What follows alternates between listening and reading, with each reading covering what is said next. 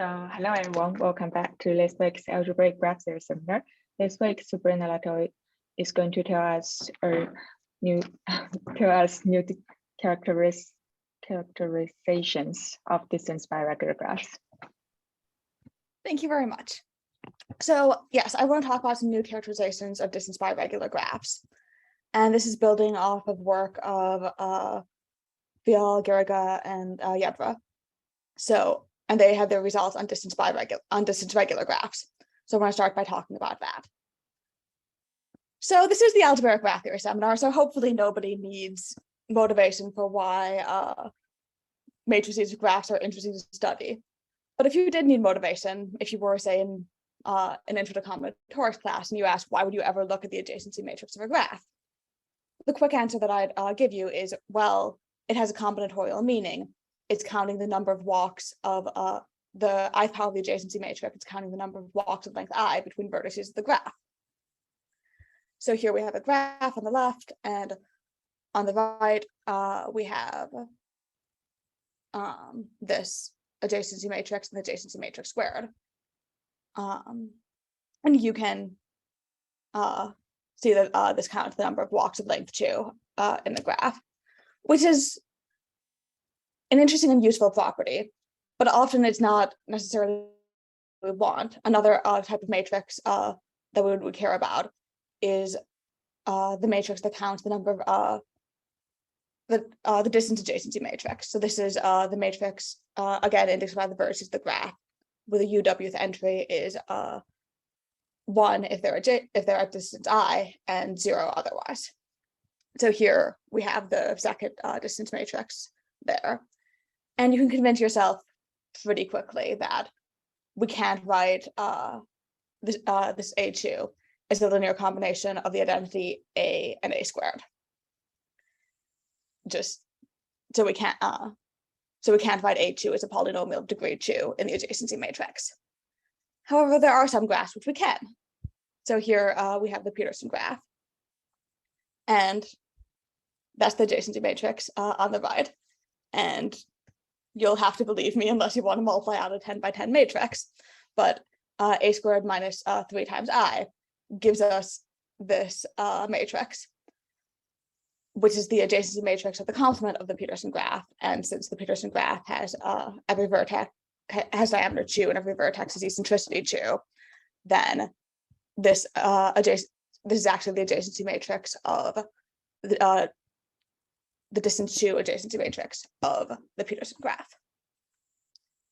And the Peterson graph isn't alone in this context.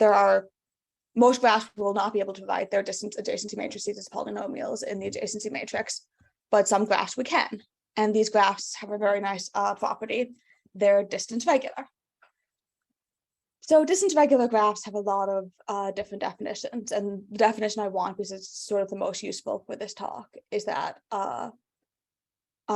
if G is a graph of diameter D, then it is distance-regular if it has D plus 1 distinct eigenvalues, and there exists a sequence of polynomials P0 through PD, such that for all I between 0 and D, the polynomial Pi has degree I, and evaluating Pi at the adjacency matrix gives us this ith distance adjacency matrix. So this is as I've mentioned, distance-regular graphs have some definitions. This one may not be the most familiar, but it is, you can convince yourself it's equivalent to other definitions of distance-regular graphs. And we mentioned earlier that the Peterson graph was an example, but there are a couple different examples we can get from that. So again, going back to things that you might see in an intro to combinatorics class, because I know the University of Waterloo intro to combinatorics class has this example that if you're taking a graph and you take the set 1 up through 5, and your vertices of the graph are the 2-element subsets of this set, and 2 vertices are adjacent if and only if the sets are destroyed. That graph is the Peterson graph. And you can generalize this to if you have the set of integers 1 up through 2k plus 1, then you can take the k-element subsets and again have them be adjacent if and only if they're disjoint, and that gives you odd graphs. But there's a second family we can get from the adjacency from like this example, which is that if we consider the complement of this graph, this would again be the graph where the vertex vertices are the 2-element subsets of so the set 1 up through n, and then in this case 2 vertices are adjacent if their intersection intersect an element of size 1, and this generalizes to something called the Johnson graphs. So this is what I was just saying. You have these 2 parameters n and k, and then the vertices are the k-element subsets of the set 1 up through n, and 2 vertices are adjacent if their intersection has size k-1. And this is distance-regular, and we can define the family of polynomials recursively using this definition that I have up there. And there are a couple of main points I want to make by writing it in this form. First of all, that when I was describing it earlier, I had you just have the sequence of polynomials. We're often going to express this as in terms of the sequence of polynomials recursively in terms of this 3-term recurrence. It turns out with distance-regular graphs, you can always do this. And so this 3-term recurrence is we're writing x times pi as a linear combination of pi minus 1, pi, and pi plus 1. Another thing is that if we plug in the definition, so if we use the definition, so we plug in the adjacency matrix here, then that expression becomes this. And what this is that if you consider the UWth entry of, like, you have 2 vertices, U and W, and you consider the UWth entry of both sides, then what this is saying is that the number of vertices, if U and W are at distance I, the number of vertices that are adjacent to U and at distance I from W is this number I times n minus 2I, and so on and so forth. So you can consider this in terms of just looking at the entries of both sides of the expression, and this will give you what might be a more familiar notion of distance-regular graphs.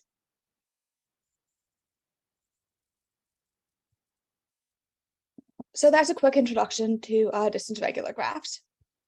Now I'd like to talk about distance-biregular graphs. And in very vague terms, distance-biregular graphs are a generalization of distance-regular graphs. So we can use the same example of Johnson graphs. We can get a bipartite analog of that.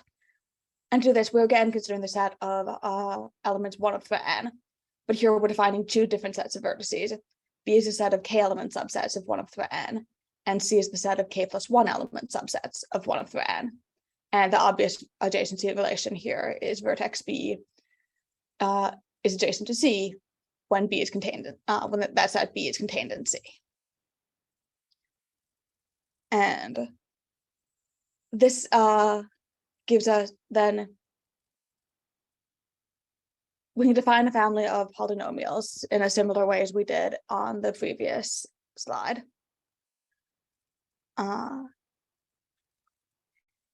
And we can see that when B is a vertex in B, well, so here if we take if we have PI defined this way, and then take PI evaluated A, and then restrict it to the vertices of B, and that's what I'm using this notation to denote.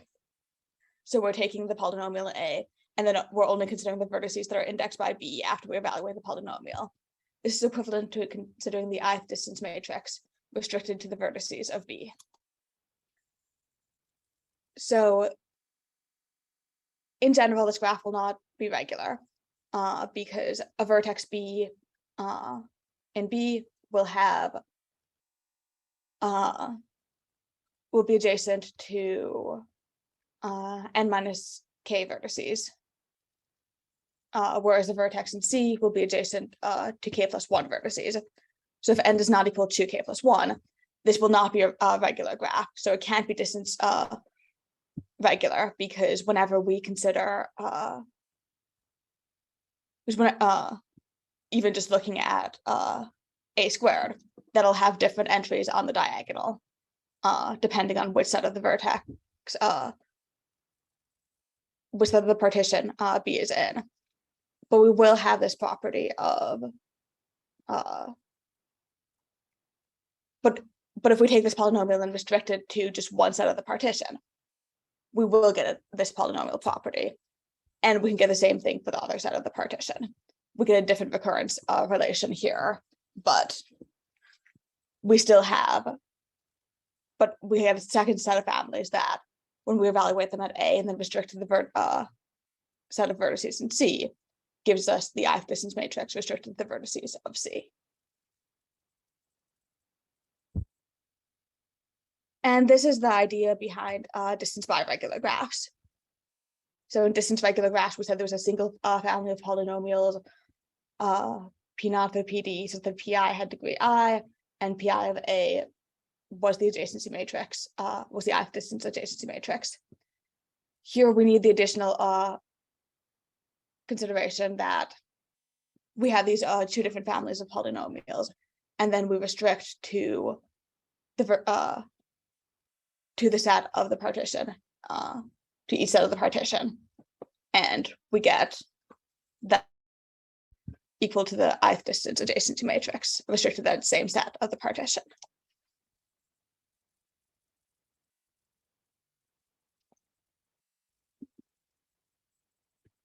So distance-regular graphs are very well studied. Distance-biregular graphs are a lot less well studied. So it's worth noting before I continue on, there are some interesting families of graphs that occur here that make them worth studying. The first example is bipartite distance-regular graphs. They're going to be distance-biregular.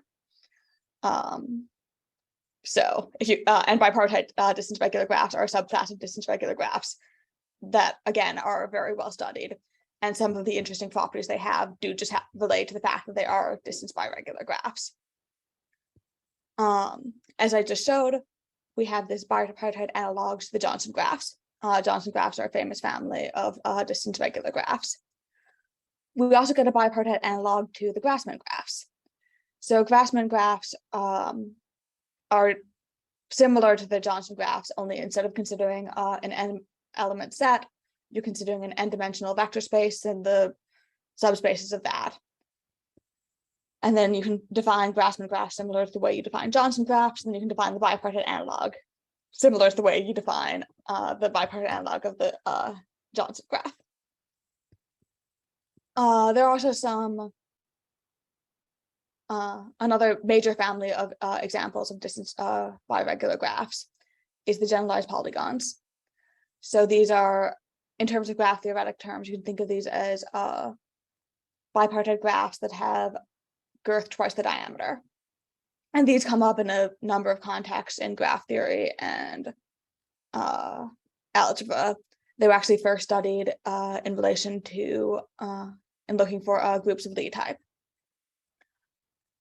From design theory, we get a couple of examples. The instance graph of a symmetric design will be a bipartite distance-regular graph, so it'll be a distance-biregular graph. And then you can also get the instance graph of a quasi-symmetric design. So you have points and blocks, and any two blocks meet in either 0 or k points. And then there are some geometric examples like the points and hyperplanes of affine space and partial geometries. So this is just a small description of some of the different classes examples that come up in distance-biregular as distance-biregular graphs. And there's some interesting examples there, which I think make distance-biregular graphs an interesting idea to study. So just to recap, these are the definitions of distance-regular and distance-biregular graphs. And sort of where I'm going off for the rest of the talk is building off work of Fiol and Yebra. And basically, you have a sequence of polynomials for distance-regular graphs, with these two sequences for distance-biregular graphs. And the punchline of this talk will be that it turns out we don't need to show that this entire sequence P naught through PD exists, or in the second case, P naught through these two sequences. We can get away with showing much less and still forcing the graph to be distance regular or distance biregular.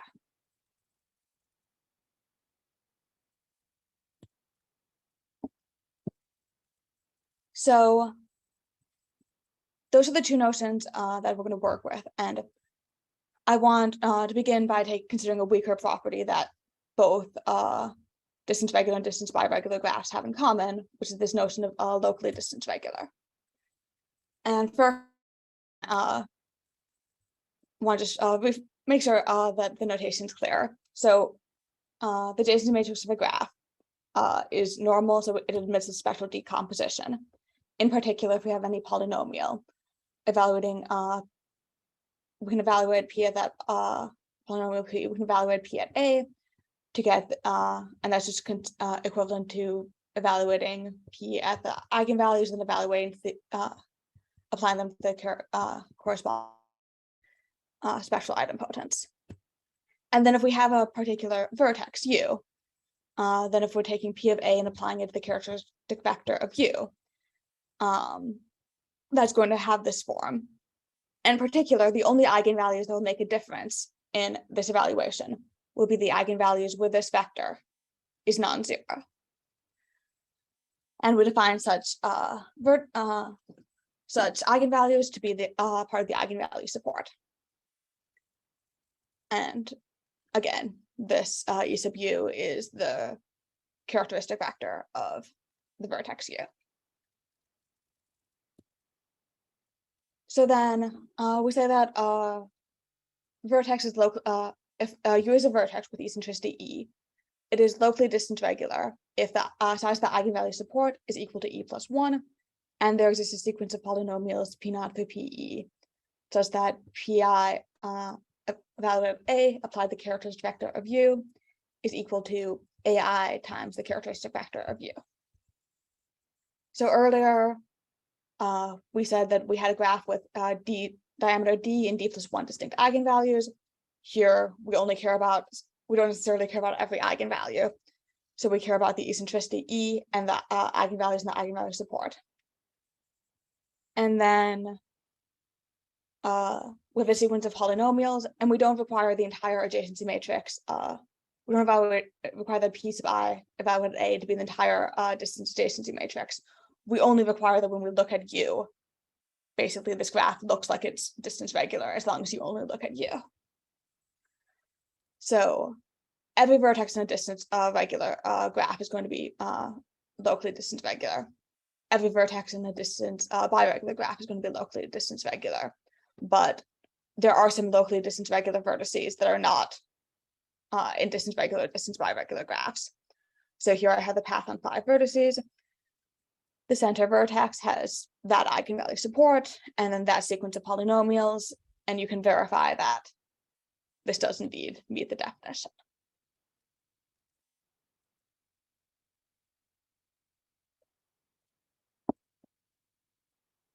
So, as I mentioned,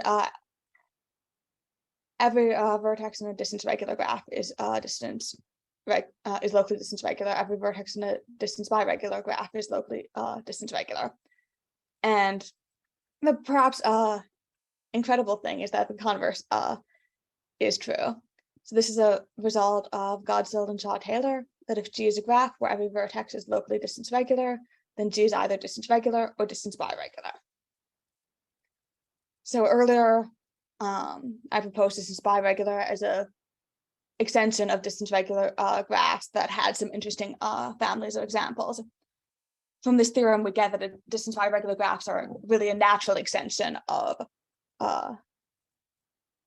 distance-regular graphs, because this notion of locally distance-regular applied globally throughout the to every vertex in the graph, which seems like a natural weakening of distance-regular graphs. Turns out to only give you this one other family of examples. It gives you these distance-biregular graphs. So that's a very nice result.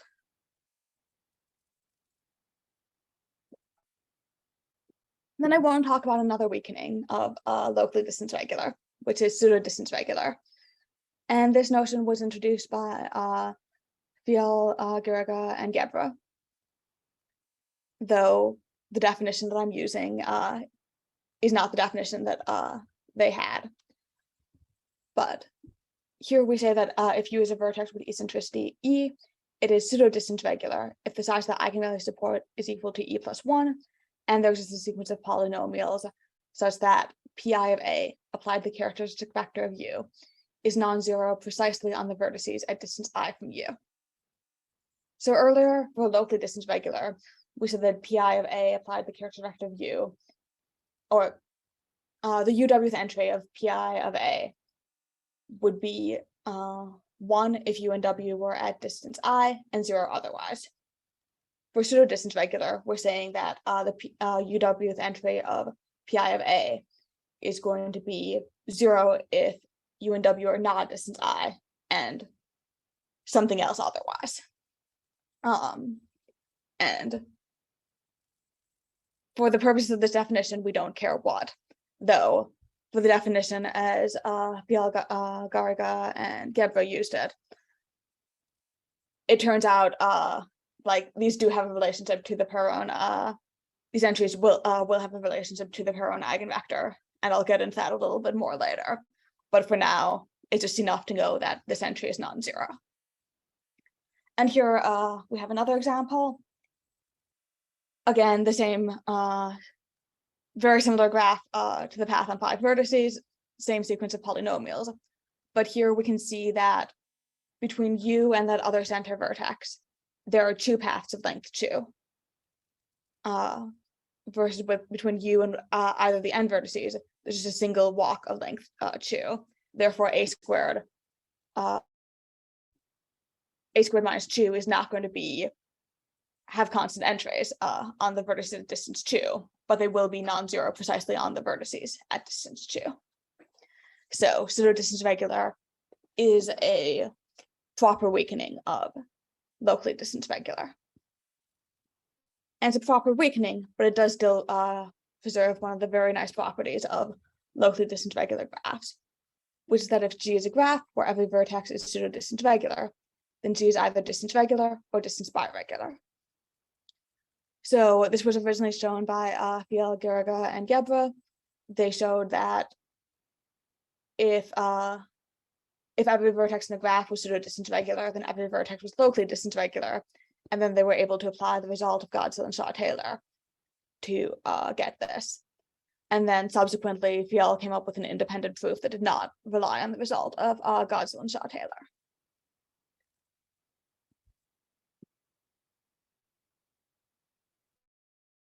So the major idea from here is that if we can show that every vertex in a graph is pseudo-distance-regular, then we can use it to come up with a characterization of distance-regular or distance-biregular graphs. And another point to make here is that it's not difficult to distinguish between when a graph will be distance-regular and when it will be distance-biregular. A regular graph will always be a regular graph with this property will always be distance-regular. A bipartite graph will always be distance-biregular. A bipartite regular graph will always be both. So if we have a nice characterization of when this is true for every vertex in the graph, then we get a nice characterization of when the graph is distance-regular, and we can maybe use that to get a nice characterization of when the graph is distance-biregular. And that's sort of the idea behind the characterizations I'm going to be talking about for the rest of the talk. So a major idea here is that these pseudo-distance polynomials are orthogonal with respect to that inner product I have up here. So here, this is a local inner product depending on the vertex U. And the inner product of P and Q will be the u-th entry of P of A times Q of A. And orthogonal polynomials have a number of very interesting and strong and useful properties. But the main one I want to talk about today, the main one that I will need to use today, is this theorem, which is usually attributed to Favard, that a sequence of polynomials is orthogonal if and only if it satisfies a three-term recurrence of this form. So here again, we can write x times pi of x as a linear combination of pi minus 1, pi, and pi plus 1. And you saw this earlier with when I was doing the example of the Johnson graphs. And as it turned out, as I mentioned then, it turns out you can always write these polynomials in terms of this three-term recurrence. And this is the reason why the distance polynomials are going to be orthogonal with respect to an inner product. Therefore, you can always write them as this three-term recurrence. And that's a very useful property, which allows us to characterize pseudo-distance-regular vertices. So this is a result of Fiol and Garriga and Yebra, though the proof I'm about to present is different from theirs, which says that if U is a vertex of eccentricity E, then it is pseudo-distance-regular if and only if the size of the eigenvalue support of U is equal to E plus 1, and there exists this polynomial E sub E of degree E, just that P of A evaluated A times applied the characteristic vector of U is non-zero on the vertices at distance E from U. So earlier, by the definition, we said that we needed this entire sequence P naught through PE, which when we evaluated A and applied the characteristic vector of U would be non-zero precisely on the vertices at distance I from U. Here, it turns out that it's sufficient to only show that it's that we have this last polynomial P sub E of degree E that's non-zero on the right vertices. So the proof uses orthogonal polynomials. So we can let P naught through P sub E minus 1 be a sequence of orthogonal polynomials. We can just get this through Gram-Schmidt. And then to the sequence, we can append E, and we can also append this other polynomial P sub E plus 1, which we define to just be 0 on all of the eigenvalues and the eigenvalue support. And based off the inner product on the previous slide, you can see that these polynomials will in fact be orthogonal to everything in the sequence, because everything in the sequence will be non-zero at the vertices at zero at the vertices at distance E from U. So then we assume by induction that we have these PI and PI plus 1 with a desired property. And we use the three-term recurrence to consider that expression.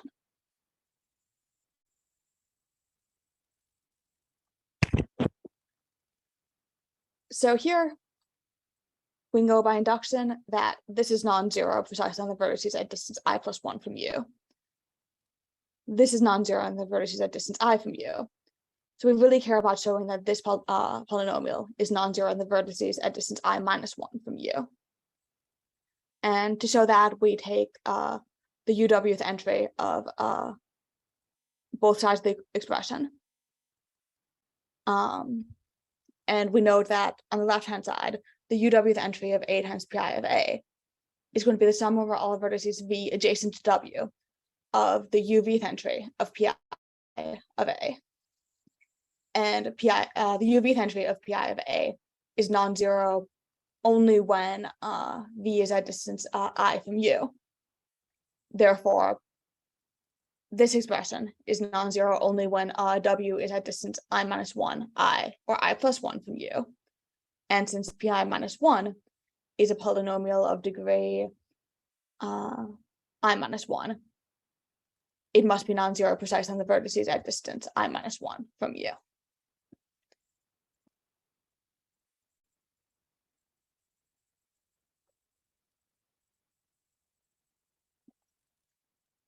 So that gives us a characterization of pseudo-distance-regular vertices. And we can extend that to get a characterization of distance-biregular graphs. So Fiol, Garriga, and Yebra showed that if G is a graph with diameter d, then it is distance-regular if and only if it has d plus 1 distinct eigenvalues, and those is a polynomial p of degree d, such that p of a is equal to the dth distance matrix. And more recently, I was able to extend this to distance-biregular graphs. So here, again, if you have a bipartite graph with diameter d, then it's distance-biregular if and only if it has d plus 1 distinct eigenvalues, and there's just these polynomials p superscript b and p superscript c of degree d, so that p superscript a restricted to vertices of b is equal to the dth distance matrix restricted to vertices of b, and similarly vertices in C.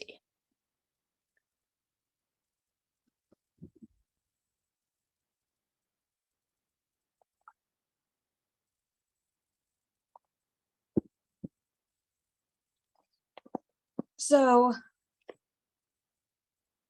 the major ideas behind both of these proofs is this notion of pseudo-distance-regular vertices, because this polynomial or these two polynomials give you the vertices, give you the that last polynomial you need to show that the vertex is pseudo-distance-regular, and then the condition that eigenvalues support. And then if you can show that every vertex in the graph has diameter d, it's not difficult to show that every vertex is pseudo-distance-regular, and therefore the graph's distance-regular. In the bipartite case, it gets a little bit more complicated because you have several different cases, because vertices in B and vertices of C don't need to have the same maximum eccentricity. But you can work through each of those cases and show that, in fact, this condition is this is the right condition. As long as it holds, then you can show that every vertex is locally is pseudo-distance-regular, and therefore the graph is distance-biregular.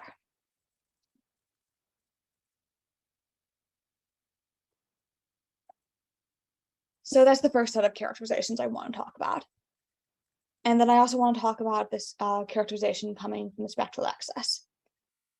So to begin, the k-excess of a vertex Q is just the number of vertices that are at distance strictly greater than just that the different number of vertices that are at distance strictly greater than k. And I also want to set up a bit more notation for this section. So there's this famous theorem of current Frobenius, which says a lot of things, but the main points I care about today are that if G is a connected graph, then the largest eigenvalue lambda has multiplicity 1 and can be taken to have an eigenvector V with all positive entries.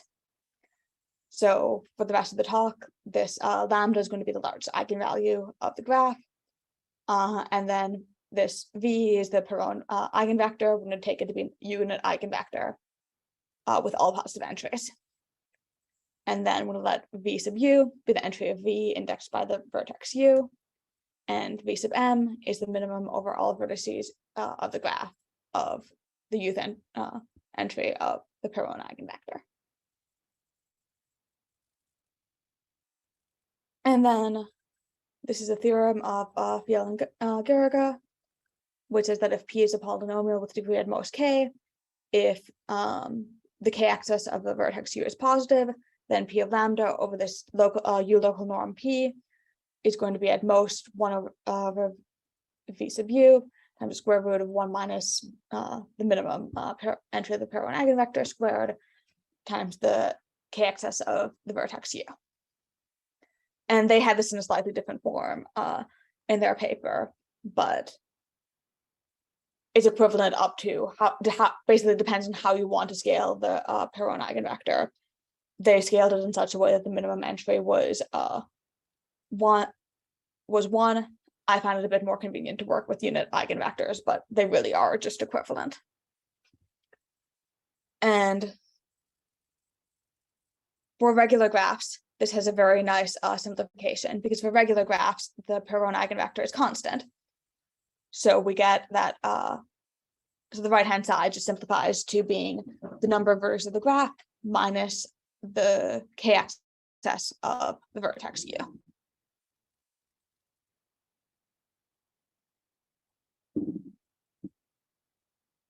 Now, we're looking at a polynomial evaluated at lambda over the norm of that polynomial. So a natural question to ask is, sort of setting aside this question for a moment of the excess, what's the best polynomial that you can do? And that brings us to this notion of the k-axis polynomial, which again is called the local adjacency polynomials by Fiol and Garriga, but it's related to this axis bound. So I'm using the name axis polynomial. And the k-axis polynomial is the unique polynomial q sub k of degree k with norm 1 that attains the supremum over all polynomials of degree at most k and norm at most 1 of this p lambda.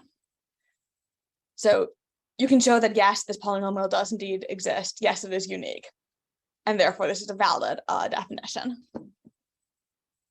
And we have this k-axis polynomial. What's the maximum that q sub k of lambda can be? And does anything interesting happen when the bound is tight? And Fiol and Garriga, again, got this upper bound and characterized this behavior that happens when the bound is tight.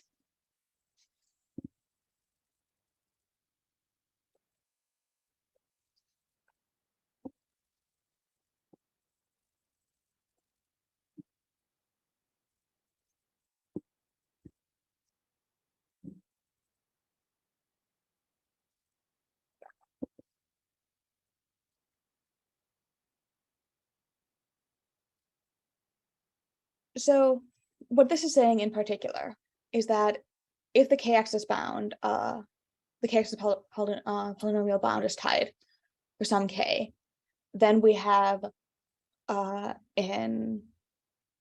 vector which is non-zero precisely on the vertices at distance at most k from vertex U, and is non-zero in well-explained way that we can consider here. So in particular, you can show this axis bound is always going to be tight for or the e-axis polynomial bound is always going to be tight. The polynomial that obtains that is taken by just considering the polynomial of degree e, or if the size of the eigenvalue support of vertex U is equal to the eccentricity plus 1, then this bound is always going to be tight, because you can take the polynomial q sub e defined by that's just 0 on all of the eigenvalues in the eigenvalue support other than lambda, and scale it appropriately so that it becomes a unit polynomial, and that will always be tied. So in particular, in that case, we will see that this little q sub e of a, apply the characteristic of U, will just be a scaling of the per one eigenvector. And therefore, if the E-1 axis bound is tied, and then we get this polynomial in degree E-1 that evaluated A and applied the characteristic of U, is the similar scaling, but it's zero. It is non-zero on all of the vertices that are at distance at most E-1 from U. Then if we take the difference between those two, we'll get a polynomial of degree E that's non-zero precisely on the vertices at distance E from U. So that gives us an alternate characterization of when a vertex is pseudo-distance regular. So a vertex U is pseudo-distance regular if and only if, when you get this E-1 axis polynomial and evaluate at lambda, you get this particular behavior happening. So this is something that we can apply globally to the entire graph to get an alternate characterization of when the graph is distance regular. But this isn't necessarily the nicest characterization. It wouldn't necessarily give us the nicest characterization for graphs. And with a little bit of extra work, we can get a much nicer characterization. And for that, I need one last piece of notation. I need to define this global inner product. So here we're going to define it fairly naturally, this global inner product. Well, here because the matters and context can get confusing, I'm going to use this subscript U to denote the local inner product. And this global inner product noted subscript G is going to be 1 over the number of vertices of the graph times the sum over all the vertices in G of the local inner product of P and Q.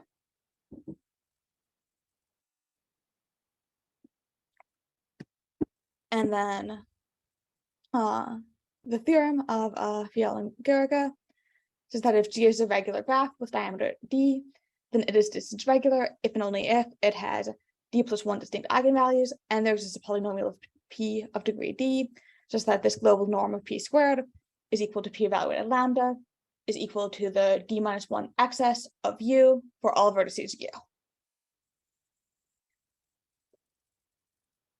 And that's a very nice characterization because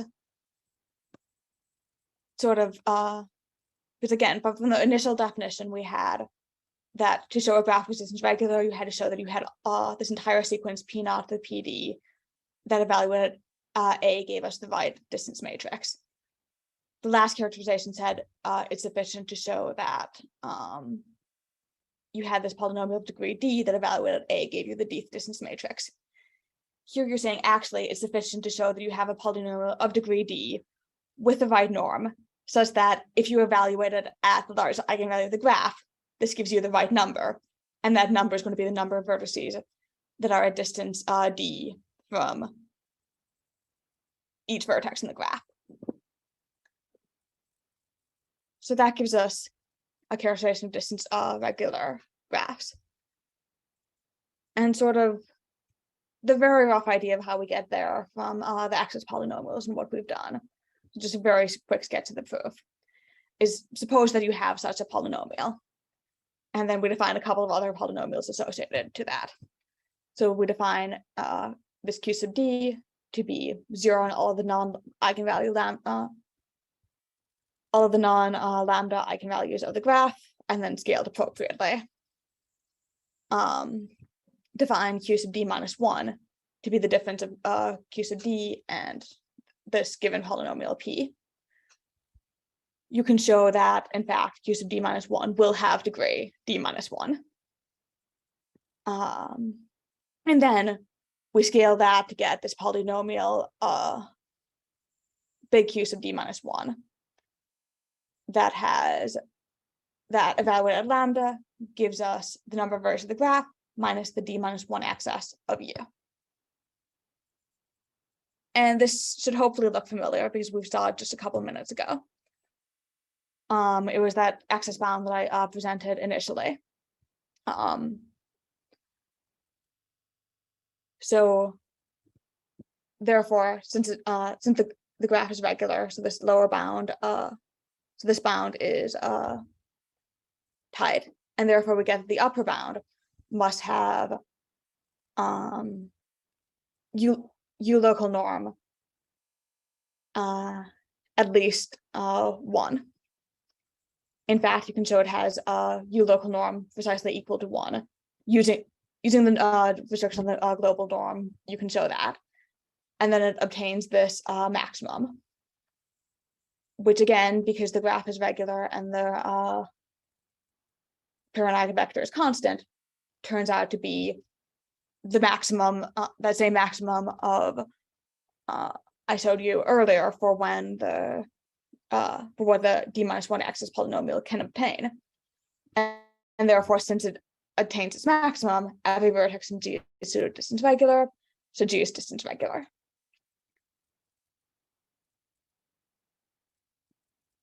And that's just a very quick sketch, but that's how you get the result.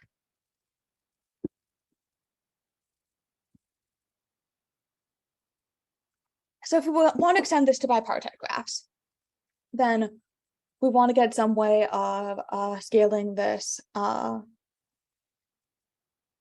want to get some way of, the key step here is that we don't know that we don't get quite as nice a characterization for the distance for what this happens in this bipartite semi-regular graph as we got in the case of a regular graph. So, however, a bipartite semi-regular graph isn't constant on, the permanent eigenvector won't be constant, but it will be constant on the cells of the partition. So in particular, if all we care about is the vertices at this maximum distance d, then we do get a nice expression. So if the Eastern velocity is even and u is a vertex in B, then this expression becomes 2 times the absolute value of B minus 2 times the size of B minus the e-1 excess of u.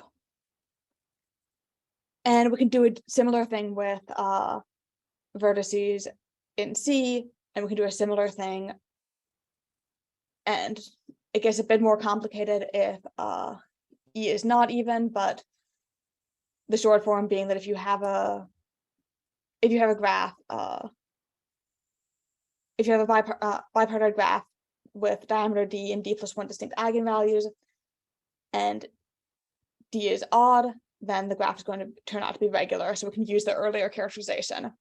So this is really, so this bound here is the main bound that we care about. And then the same way we did earlier, where we define the global inner product, here we define this set inner product for the sets of the partition. Defined the same way as just the sum over all the vertices in that set divided by the number of vertices in that set. And using that, we get this distance-biregular characterization. So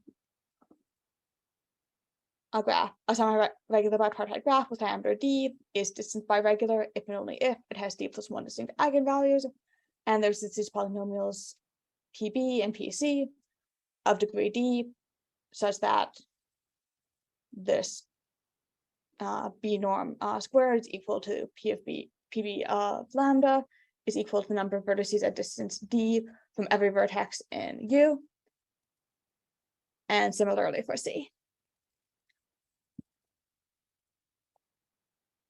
So again, we were able to, I was able to extend the results from Fiol and Garriga to apply to distance-biregular graphs and get this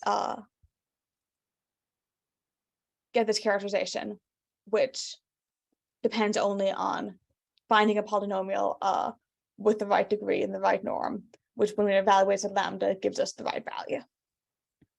So earlier, I had the Peterson graph, and you probably mentioned that you probably didn't want to multiply a 10 by 10 matrix by itself to verify this. However, using that characterization of Fiol and Garriga, you can you're probably okay with confirming that yes, 3 squared minus 3 is in fact equal to 6, which is the number of vertices at distance 2 from any vertex in the Peterson graph.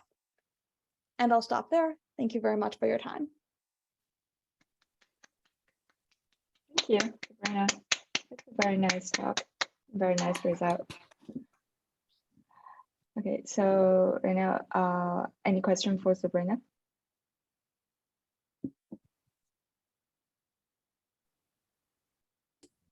I have a question. Sabrina, is there a notion of Q polynomial for distance-biregular graphs? This is something that's been on my mind recently. I'm not sure. I was just curious. Yeah, go ahead. So Delorme did extend distance-biregular graphs to an association scheme. I was able to describe what that was, but I'm not sure if there is still the notion, if the notion of Q polynomial can be translated in such a way. Right. Yeah, so Q polynomial for association schemes, that's known. But when we get into non-regular graphs by distance regular and that sort of thing, I personally don't know of any work having to do with the Q polynomial property or some analog of that. Yeah, I consider that to be a very interesting kind of open area. And I was just wondering if you or maybe the people around you have thought about it. I have not. Okay. We will.